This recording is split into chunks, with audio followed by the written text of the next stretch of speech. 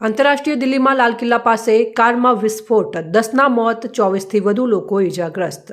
દિલ્હીમાં લાલ કિલ્લા પાસે કારમાં વિસ્ફોટ થયો, 10 લોકોના મોત નિપજ્યા, 24થી વધુ લોકો ઇજાગ્રસ્ત થયા છે। નજીકમાં પાર્ક કરેલા અન્ય 3 વાહનો પણ સળગી ગયા। વિસ્ફોટ એટલો શક્તિશાળી હતો કે નજીકના વાહનોના ટુકડા ઉડી ગયા। રાજધાની દિલ્હીમાં સોમવારે સાંજના સમયે ઐતિહાસિક લાલ કિલ્લા નજીક આવેલા પાર્કિંગમાં લાલ કિલ્લા મેટ્રો સ્ટેશનના ગેટ નંબર 1 પાસે એક પાર્ક કરેલી કારમાં થયેલા પ્રચંડ વિસ્ફોટના કારણે સમગ્ર વિસ્તારમાં ભારે અફરાતફરી અને ભયનો માહોલ ફેલાયો હતો। પોલીસ તરફથી મળેલી પ્રાથમિક માહિતી મુજબ સાંજે 6:55 પર વિસ્ફોટની જાણ કરવામાં આવી હતી। આ ઘટનામાં 10 વ્યક્તિઓના કરુણ મોત નિપજ્યા છે, જ્યારે 4 અન્ય લોકો ગંભીર રીતે ઘાયલ થયા હોવાના અહેવાલ છે। વિસ્ફોટ એટલો શક્તિશાળી હતો કે તેનાથી નજીકના 3 થી 4 વાહનોમાં પણ આગ લાગી ગઈ હતી અને નુકસાન પહોંચ્યું હતું। વિસ્ફોટના સ્થળ પરથી મળેલા ફોટા અને વિડીયો સ્પષ્ટપણે સૂચવે છે કે આ કોઈ સામાન્ય અકસ્માત કે વિસ્ફોટ નથી।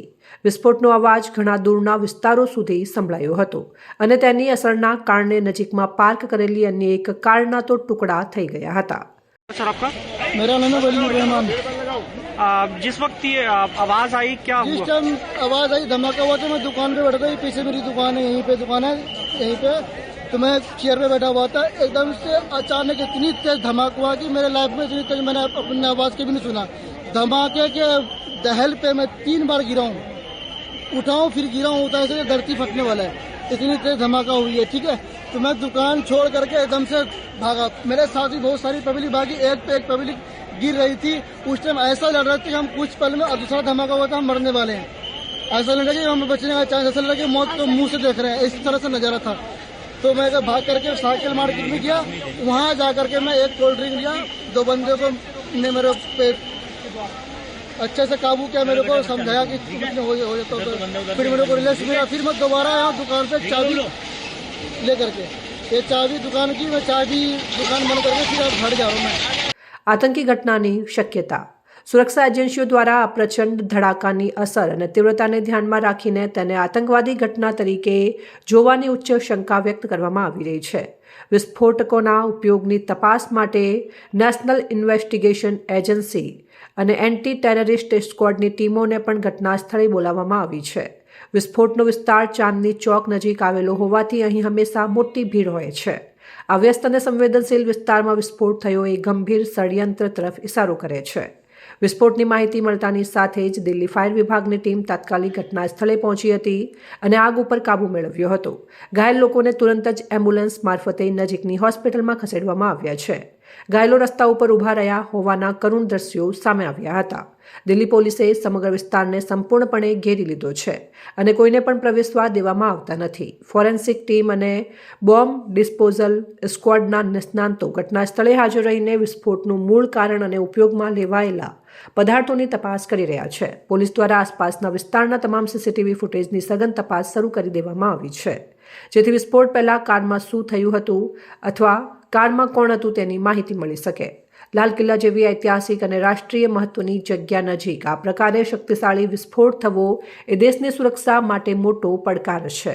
પોલીસ અને કેન્દ્રીય સુરક્ષા એજન્સીઓ હાલમાં તમામ પાસાઓની ગંભીરતાથી તપાસ કરી રહી છે।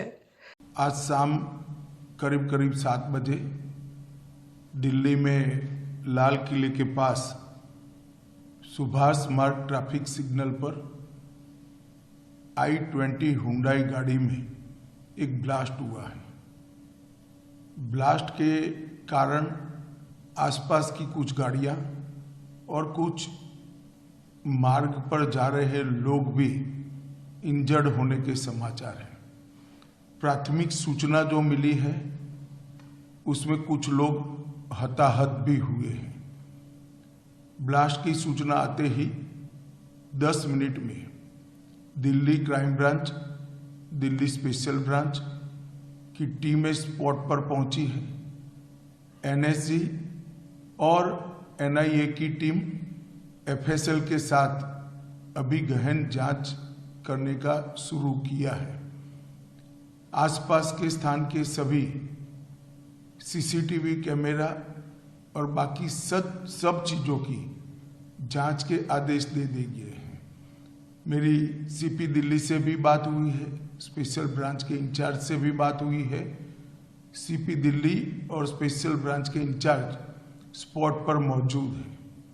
हम सभी संभावनाओं को तराश रहे हैं और सभी संभावनाओं को ध्यान में रखकर इसकी गहन जांच की जाएगी। सभी ऑप्शन की तुरंत जांच होकर नतीजा जो आएगा, जांच हम जनता के सामने रखेंगे। मैं कुछ ही देर में स्पॉट पर भी जा रहा हूं और अस्पताल में भी मैं तुरंत जाऊंगा। रिपोर्टर रंगूनी जाकिर, संबंध भारत न्यूज़, भरूच।